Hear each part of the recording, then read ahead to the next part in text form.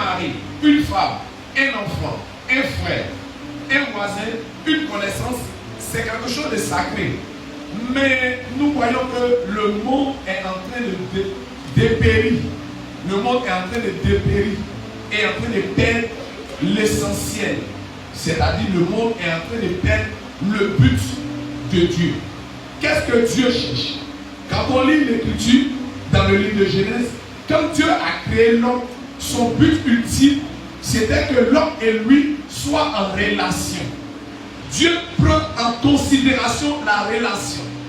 C'est dans la relation qu'on trouve l'alliance. Donc Dieu prend en considération la relation entre deux personnes, la relation entre deux groupes ethniques, la relation entre deux nations, la relation entre deux peuples. Parce que c'est quelque chose que Dieu lui-même adhère et qu'il aime. C'est quelque chose à laquelle Dieu prête à beaucoup d'attention. C'est pourquoi en créant son Adam, quelqu'un l'a dit effectivement, quand Dieu a créé Adam, il n'a pas créé le papa d'Adam. Il n'a pas créé la maman d'Adam. Il n'a pas créé la soeur d'Adam.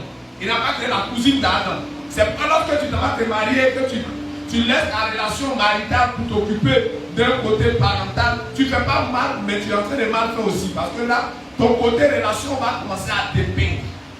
Du coup, il va avoir problème. C'est pas mauvais de le faire, mais il faut savoir le faire. Pour Dieu, la priorité, c'est la famille, la relation que tu as avec l'autre. C'est pourquoi, lorsque tu sais entretenir les relations, tu arrives à couvrir beaucoup de portes. Ceux qui savent bien gérer les relations sont toujours en train d'entrer dans des lieux où on n'entre même pas, où quelqu'un ne peut même pas entrer. Eux, ils arrivent à entrer parce qu'ils savent entretenir les relations. Dans la relation, il n'y a pas à faire de niveau intellectuel. Dans la relation, il n'y a pas à faire de niveau de diplôme. Il n'y a pas à faire de je connais, j'ai l'argent. La relation, c'est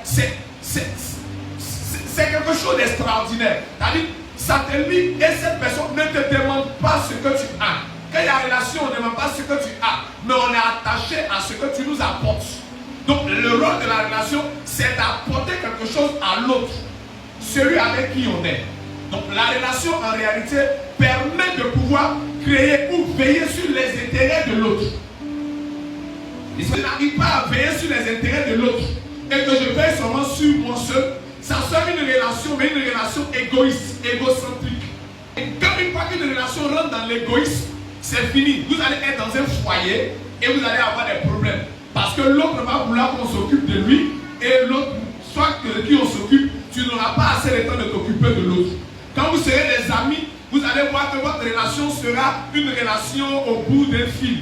Parce que lorsque quelqu'un l'autre, ce pourquoi vous avez fait ami, quand ça va commencer à disparaître, vous allez voir tout de suite que votre amour, si c'est sur amour, votre causerie va commencer à diminuer. Votre confiance va commencer à disparaître. Le doute va commencer à s'installer. La peur va commencer à s'installer. Et du coup, à la fin, ce qu'on appelle les clashs, la séparation, va être entre vous. Pourquoi il est important de savoir entretenir sa relation. Beaucoup ne savent pas entretenir leurs relations avec leur mari, avec leur femme, avec leurs enfants, avec leurs amis. Plusieurs gâchent leurs relations dans la vie parce que simplement ils n'arrivent pas à savoir comment manier la relation. Et lorsque tu ne sais pas comment manier la relation, tu peux du coup te fermer les portes. C'est pas quand tu vis, il faut savoir manier la relation. Dans le livre de 1 Samuel chapitre 18, il dit quoi? Il dit que lorsque Jonathan a vu David, son âme s'attachait à lui. Et du coup, il a commencé à donner. Parce que quand on est en relation, la relation exige qu'on donne. Pas une seule personne ne doit donner, mais de manière mutuelle, on se donne, on s'entraide, on se soutient. On se vient en aide, on s'écoute, on s'épaule, on se sécurise, on s'entend, on partage. Mais plusieurs gardent ceci parce que quand l'heure de pouvoir donner à leur tour arrive, ils cachent. Ce n'est plus une relation, ça devient maintenant un problème. Quand cela arrive à cela, ça devient un gros problème dans votre marche de tous les jours.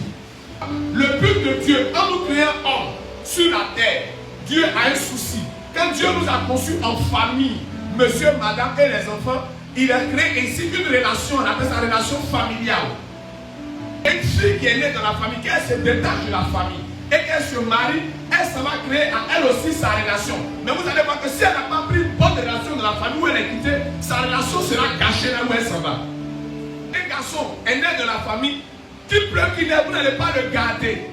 C'est pourquoi je plains souvent les mamans et les papas qui disent que c'est mon enfant, je protège. Tu ne protèges pas. Il est né pour aller faire une autre relation. Il est né pour aller concevoir, pour aller créer une autre relation. C'est pourquoi quand Dieu nous a conçus en famille, le but de Dieu est qu'on arrive à transmettre des bons gemmes de relations. On arrive à pouvoir s'entraîner. C'est pourquoi dans ta relation, quand tu mets l'amour en premier, l'amour permet à la relation de subsister. Quand Christ est venu dans Jean 3,16, il dit quoi? Il dit, Dieu a tant aimé le monde, mais pourquoi Dieu prend par l'amour? Il sait que l'amour est le socle et la puissance de la relation. Donc, il commence d'abord à aimer. Et ensuite, il donne. Qui parle d'aimer et donner parle de relation. Donc, Dieu, en cherchant à attirer l'attention des hommes. Pourquoi Dieu cherche à attirer l'attention? Parce que quand au départ, il a conçu sa relation avec Adam, quand vous lisez Genèse chapitre 3, vous allez voir que tous les soirs, la Bible dit, les soirs, Dieu venait causer avec Adam. Dieu aime causer avec ceux avec qui il est en relation. Cause avec toi, il est à l'aise de causer avec toi. Mais quand Dieu n'arrive plus à causer avec toi, là ça devient un problème. C'est pourquoi quand tu vis, veille sur une chose importante, ta relation avec Dieu. La relation avec Dieu est l'une des choses les plus importantes parce que Jésus-Christ est venu reformuler, remettre de l'ordre dans la première relation qui a été gâchée. Depuis Genèse chapitre 3, la relation a été gâchée. Donc Jésus-Christ, en Jean 3 aussi, Genèse 3, Jean combien? 3. Jésus vient aussi en 3 et il vient rétablir, il vient rebâtir une relation qui peut-être ou qui du moins va permettre à ceux, parce que là maintenant, il ouvre une porte à ceux.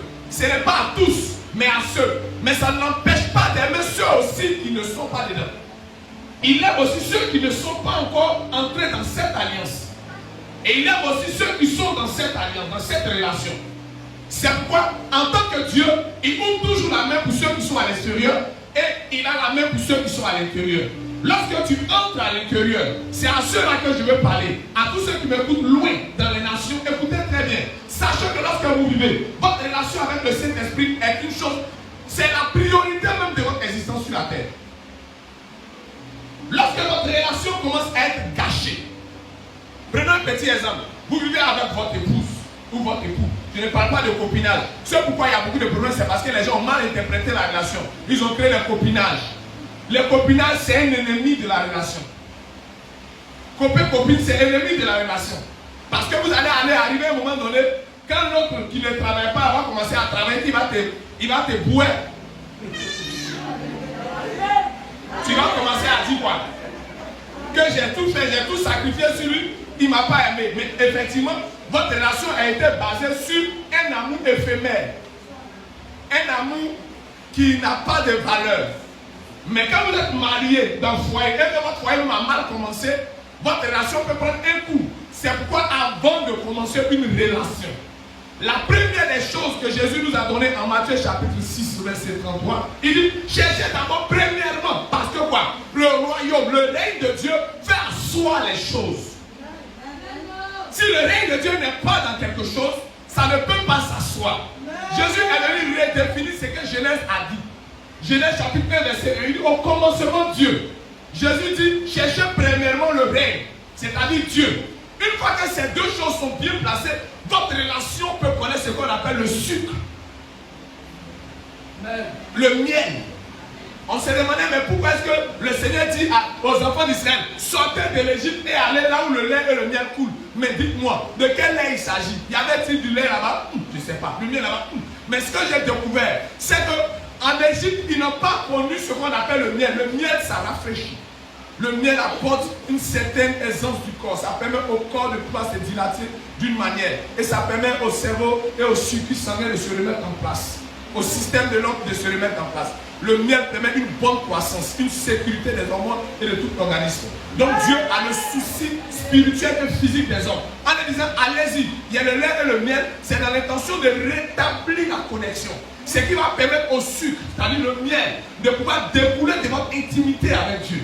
Lorsque tu commences à manifester cette intimité avec le Seigneur, que tu l'entretiens, alors en ce moment précis, tu vas voir que le miel et le lait seront à ta portée. En leur disant, allez-y, il préparait cela. Quand vous lisez toutes les autres, vous allez comprendre que le but de Dieu, c'était de créer un peuple, une nation qui est comme lui. Mais pourquoi cherche-t-il à avoir une nation qui est comme lui? Parce qu'au départ, il a dit, selon ma ressemblance. Donc une nation qui le ressemble. On doit le ressembler en quoi? Est-ce par notre visage? Non. On doit le ressembler par notre manière de traiter avec lui. Il est le Père, nous sommes les fils. Il est Dieu, nous sommes les serviteurs. Il est roi, nous sommes les sujets du royaume. Il est la mère, nous sommes les fils et filles de la mère. C'est ce que Dieu recherche. C'est pourquoi quand tu es un enfant de Dieu et que tu n'arrives pas à entrer dans ce programme de Dieu, tu vas voir que tu seras semblable à un enfant qui est né dans une famille, mais qui passe tout son temps